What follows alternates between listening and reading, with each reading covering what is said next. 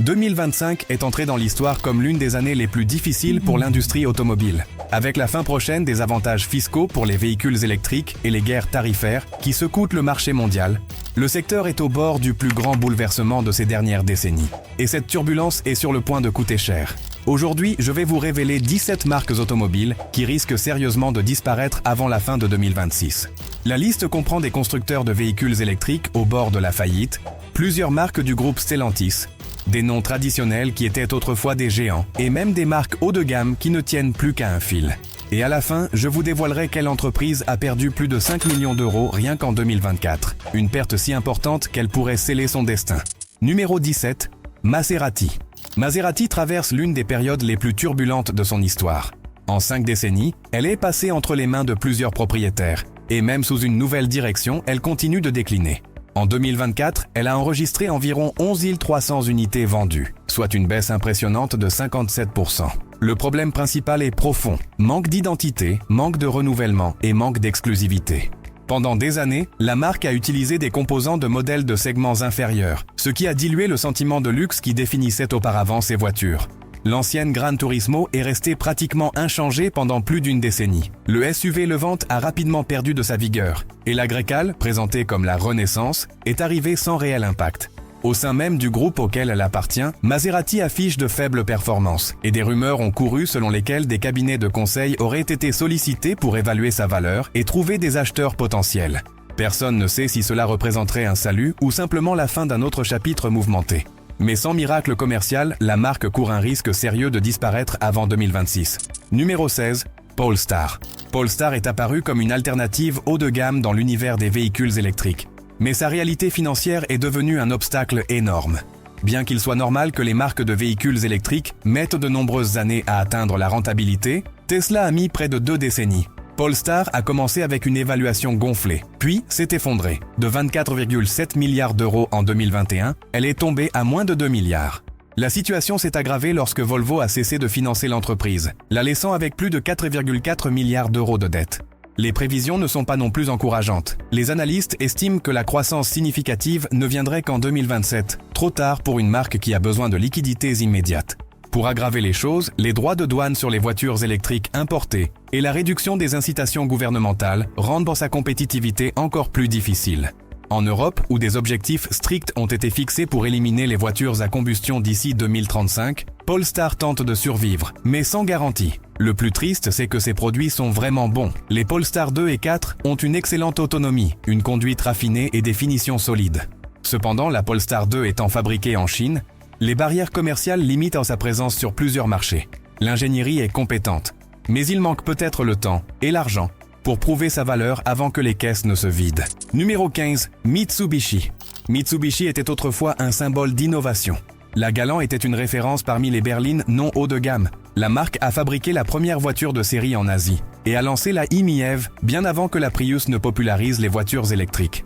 Elle a également créé le premier SUV hybride rechargeable à grand succès. Mais cette phase est désormais révolue. Au cours des 10 dernières années, Mitsubishi a perdu de son élan, a cessé d'innover et a vu des rivaux tels que Toyota, Honda et Mazda progresser à grands pas. Les ventes mondiales ont chuté. En 2025, les concessionnaires ont déclaré une moyenne de seulement 17 voitures neuves par mois, un niveau impossible à maintenir. Certains ont même enregistré des pertes supérieures à 80 000 euros par mois. La marque souffre d'une gamme vieillissante, d'un design dépassé et d'une faible présence dans des segments importants, ce qui l'a laissée prisonnière du passé alors que le marché a rapidement évolué. Aujourd'hui, Mitsubishi lutte pour justifier son maintien dans le secteur et fait face à l'un des moments les plus critiques de son histoire moderne. Pire encore, une autre marque japonaise est encore plus proche de l'effondrement. Mais avant cela, il convient d'analyser un autre cas préoccupant dans le monde des véhicules électriques. Numéro 14, Alfa Romeo. Alfa Romeo traverse une crise grave. Au premier semestre 2025, la marque n'a vendu que 3164 unités, un résultat si faible qu'il est pire que celui de Jaguar, une autre marque qui lutte pour survivre. Alfa propose peu de modèles et tous perdent du terrain. Les ventes de la berline Giulia ont chuté de 32%, tandis que celles des SUV Tonale et Stelvio ont respectivement chuté de 28% et 40%. En Europe, où la marque dispose d'une gamme plus large, les performances sont légèrement meilleures, avec environ 33 000 voitures vendues. Mais cela ne change pas la situation générale. La réputation d'Alfa Romeo a souffert pendant des années de problèmes de fiabilité, d'électronique capricieuse et de rappels à répétition. Peu importe les investissements de la marque dans un design sportif et une conduite engageante, personne ne veut dépenser des dizaines de milliers d'euros dans une voiture qui passe plus de temps au garage que dans son allée. La conséquence est inévitable. Si rien ne change rapidement, 2026 pourrait marquer le dernier souffle d'Alfa Romeo en tant que marque importante sur le marché mondial. La passion a toujours été le point fort d'Alfa. La fiabilité a toujours été son point faible. Et aujourd'hui, ce défaut historique lui coûte cher. Numéro 13, Jaguar. Jaguar telle que nous la connaissions n'existe plus. Et ce n'est pas une prévision pessimiste, c'est la marque elle-même qui l'a annoncé. En 2024, l'entreprise a déclaré qu'elle ne lancerait aucune nouvelle voiture avant 2025 et qu'elle se concentrerait entièrement sur la transition vers des modèles entièrement électriques. Le plan comprenait 3 véhicules inédits, mais le premier, qui aurait dû être présenté rapidement, a été reporté à 2026. Entre-temps, pratiquement toute sa gamme a disparu. XE, XF, E-Pace, E-Pace, F-Type, tous abandonnés parce qu'ils ne généraient pas de profit. Il ne reste plus que le F-Pace pour soutenir la marque à lui seul. Les ventes ont chuté de 180 000 unités en 2018 à seulement 66 000 en 2024 et les prévisions pour 2025 sont encore pires. Jaguar mise sur un design entièrement repensé et une identité totalement nouvelle, mais l'accueil du public a été extrêmement négatif. De nombreux fans se sont sentis trahis par ce changement brutal.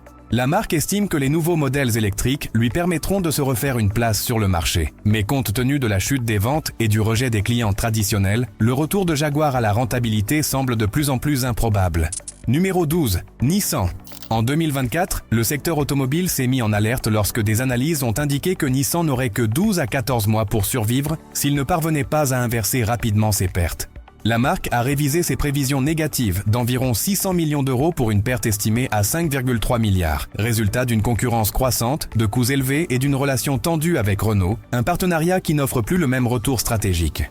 Malgré la crise, 3 facteurs permettent encore à Nissan de rester debout. Les ventes mondiales ont dépassé les 924 000 véhicules l'année dernière. Bon nombre de ces modèles les plus populaires sont fabriqués localement, ce qui lui permet d'éviter les droits de douane et de rester compétitif. Et l'entreprise dispose de plus de 23 milliards d'euros d'actifs qui peuvent être utilisés en dernier recours.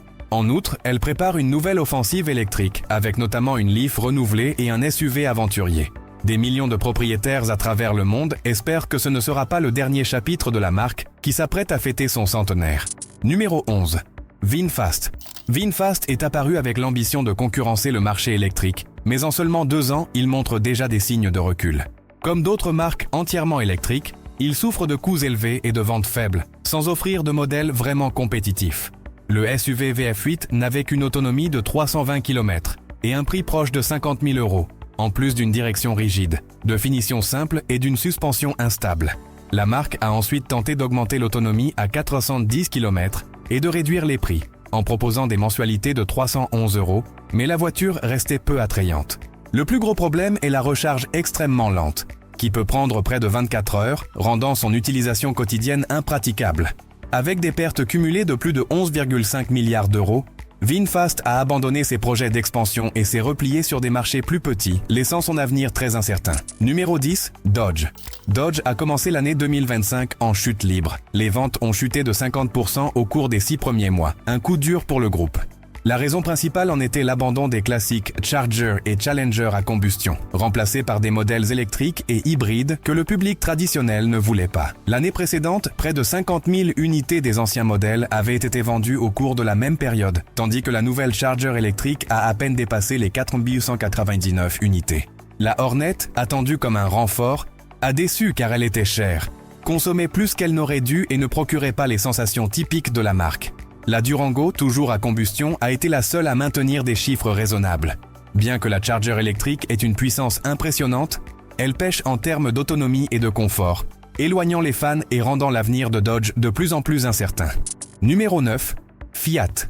Fiat reste forte à l'échelle mondiale, avec plus de 1,2 million de véhicules vendus l'année dernière, mais traverse une crise profonde sur des marchés où sa présence était autrefois dominante. La marque a tout misé sur des modèles petits, bon marché et peu fiables, ce qui a entraîné un effondrement des ventes.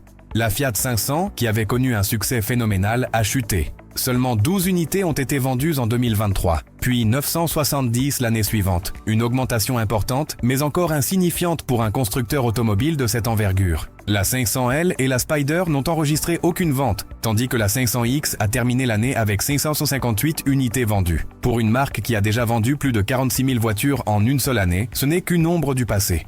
Si rien ne change, Fiat risque de quitter à nouveau des marchés importants, comme cela s'est déjà produit auparavant. L'espoir réside dans un nouveau crossover plus grand, le Giga Panda, capable d'accueillir jusqu'à 7 passagers, et conçu pour retrouver sa place en dehors du segment des compacts urbaines. Sans lui, Fiat pourrait bien avoir besoin d'une nouvelle pause stratégique sur les marchés où elle s'est effondrée. Numéro 8, Canoo.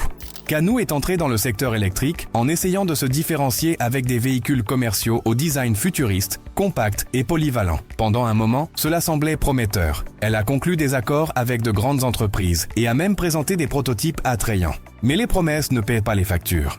L'entreprise a brûlé ses liquidités à une vitesse absurde et au milieu de l'année 2025, elle a fait faillite sans jamais avoir mis un seul véhicule réel sur le marché. Depuis son lancement en 2017, elle n'a produit que des prototypes pour des démonstrations et des partenaires.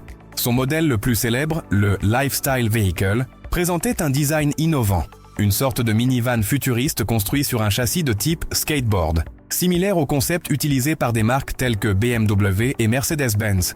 Initialement saluée, l'entreprise a changé plusieurs fois de direction, abandonné des projets et tenté de se tourner vers les fourgonnettes de livraison, mais n'est jamais parvenue à entrer en production.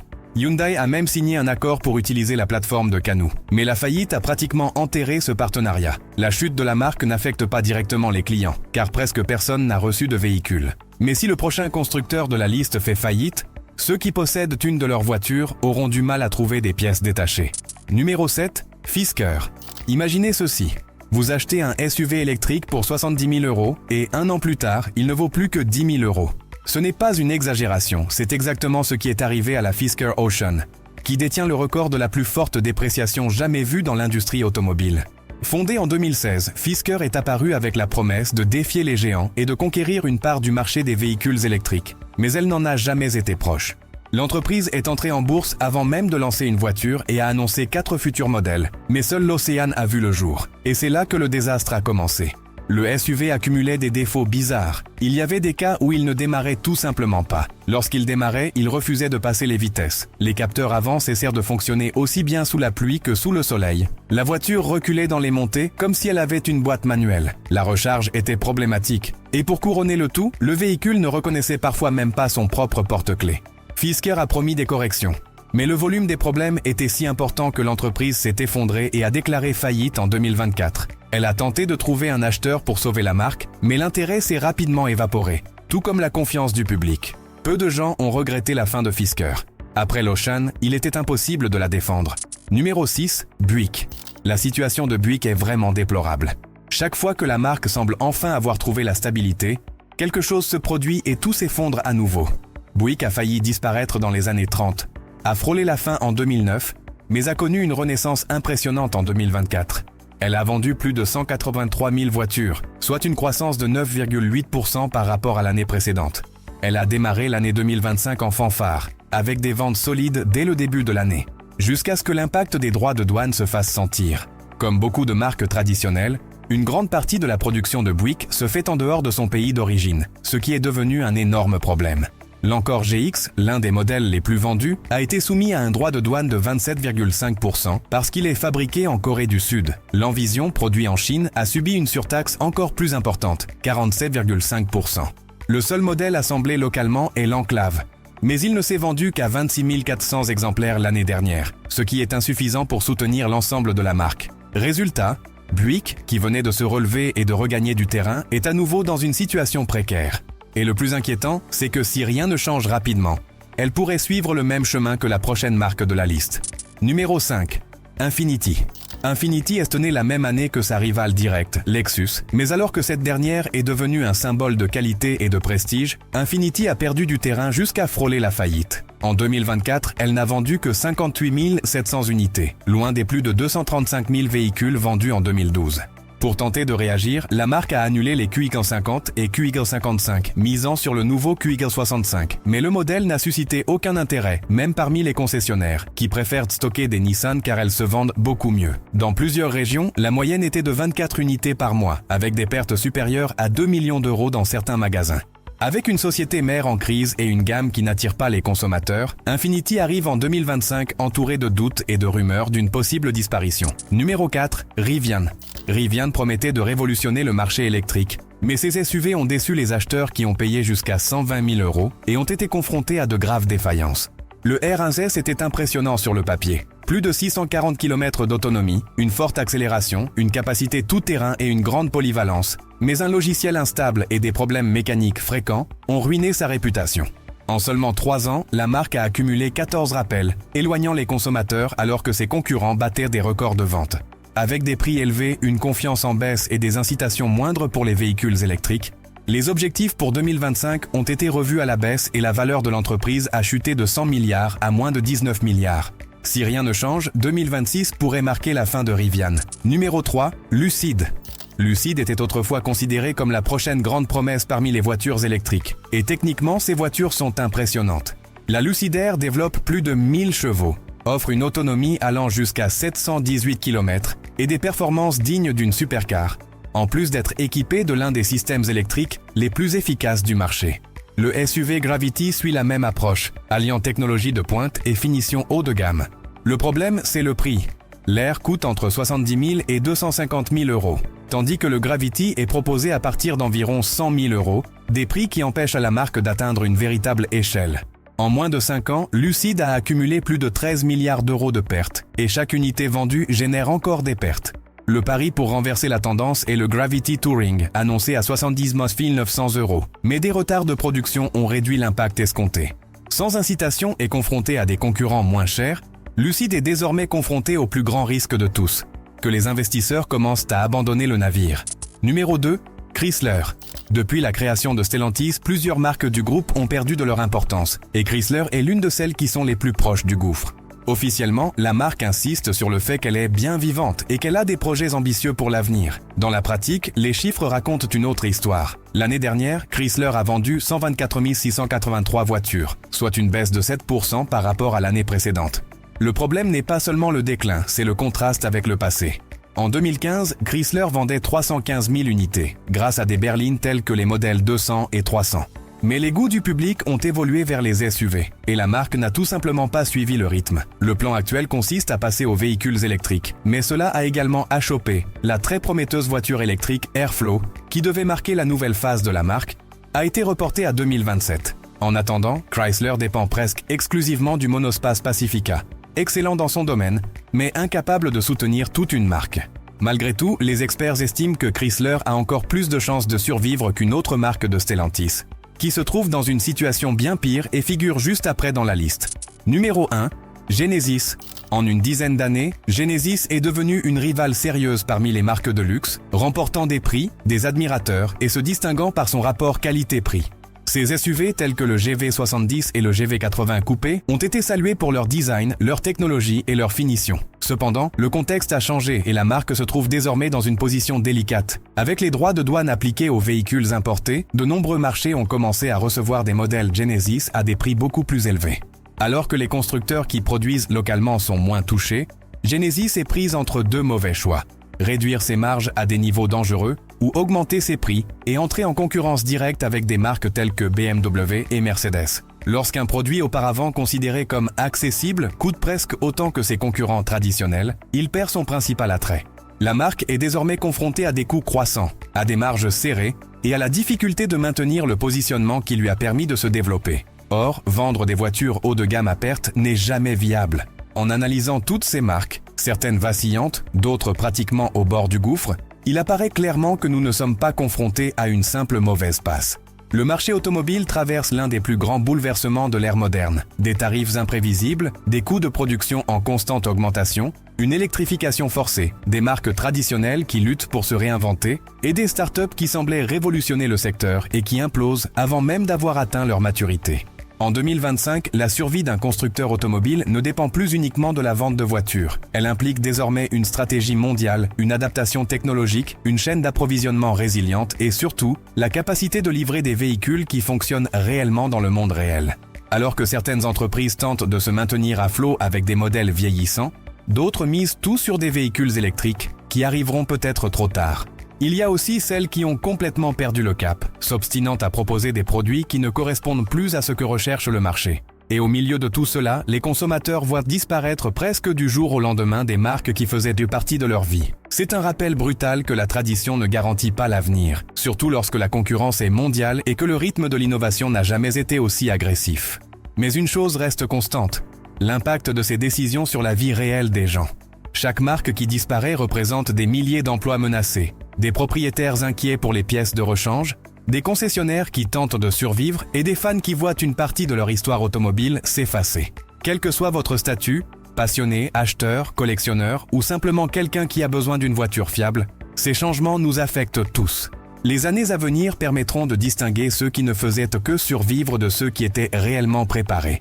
Certaines de ces marques pourraient renaître avec de nouvelles gammes, de nouveaux moteurs, de nouvelles identités. D'autres disparaîtront tout simplement, ne laissant que des souvenirs et des voitures circulant comme des reliques d'une époque qui s'est évanouie trop rapidement. En fin de compte, ce scénario sert d'avertissement. Le monde automobile n'est plus un lieu où règne la stabilité. C'est un champ de bataille en constante évolution. Et seuls ceux qui le comprennent suffisamment tôt parviennent à rester debout. Il ne reste plus qu'à voir qui aura le souffle nécessaire pour franchir la ligne d'arrivée et qui restera sur le carreau avant 2026.